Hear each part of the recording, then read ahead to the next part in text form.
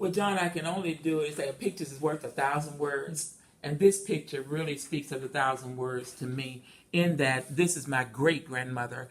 And this lady was responsible for raising my mother from the age of 15 until my great grandmother died. And the reason I say that is because she was a slave, and much of what my mother did, it was for the community. It wasn't just for one person.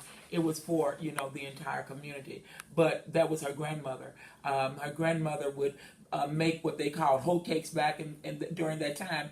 And my mom could say she could remember going down to all of the folks in that community or that lived on that plantation, and she would be taking it to them, or whatever her grandmother had, they would have to share. And that was the image that I always got. I do believe that leaders are born, so I believe that the role I have found so much satisfaction in doing it that, yeah, I do believe that it is a calling. Well, I guess my biggest accomplishment for me, I think in 2013, President Obama listed me as one of his champions of change. And I did the same thing. I was like, what, me?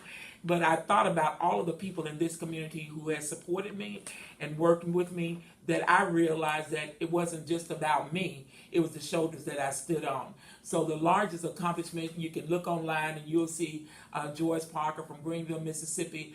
I can remember being in the White House that year on the last day of Black History Month with about 300 other, just all African Americans in the White House.